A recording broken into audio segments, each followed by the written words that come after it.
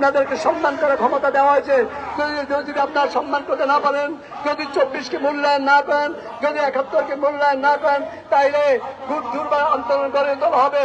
প্রয়োজন হলে রক্ত দিব, ঘাম দিব, জীবন দেব, এদেশের অধিকারকে আদায় করে ছাড়বো ইনশাল্লাহ। কাজে এই শিক্ষা এই আইনিয়াটাও বাহানো করলেন না, অনেক বিলম্বে পূর্বের অবস্থা ফিরিয়ে দেন, অন্যথায় দেখা হবে রাজপথে, কথা হবে স্লোগানে, বোঝা যাবে কত ধান কত চাল। বাঙালি মানুষ সব জানে, শুধু আঙ্গুলে যদি কি না ওঠে, আঙ্গুল বাঁকা করলে পরিস্থিতি চরম অবস্থা যাবে।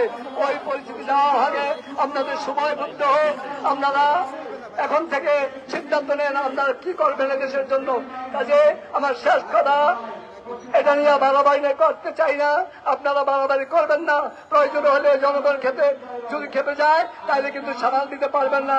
আমরা এই বলে আপনারা প্রস্তুতি গ্রহণ করেন, প্রয়োজনে আন্দোলনের জন্য আপনারা প্রস্তুতি করেন। দেখা হবে রাজপথে, কথা হবে স্লোগানে।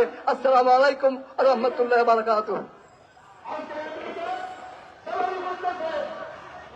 সংগ্রামী সাথী ও বন্ধুগণ, মানববন্ধন কর্মসূচিতে পর্যায়ে গুরুত্বপূর্ণ বক্তব্য রাখবেন ইসলামী আন্দোলন বাংলাদেশ ঢাকা মহানগর দক্ষিণের নির্বাহী কমিটির অন্যতম সদস্য জননেতা মুফতি খুরশেদ আলম।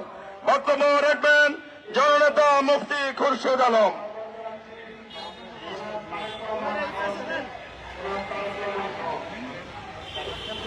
نحمده ونصلي على رسوله الكريم أما بعد أعوذ بالله من الشيطان الرجيم بسم الله الرحمن الرحيم اقرأ باسم ربك الذي خلق إلى الآخر آية সংগ্রামী সাথী ও বন্ধুগণ, ইসলামী আন্দোলন ঢাকা মহানগর কর্তৃক আয়োজিত আজকের এই প্রতিবাদ সমাবেশের উপস্থিত আছেন সম্মানিত সভাপতি, রাজপথে লড়াকু সৈনিক জনতা জনাব শেখ ফজল করিম মারুফ।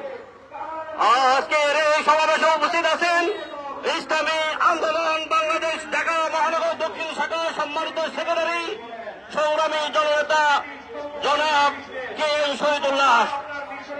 আজকের এই প্রতিবাদ সমাবেশে উপস্থিত ঢাকা মহানগর দক্ষিণের সর্বস্তরের সদস্য ও সাংবাদিক ভাইগণ, আসসালামু আলাইকুম।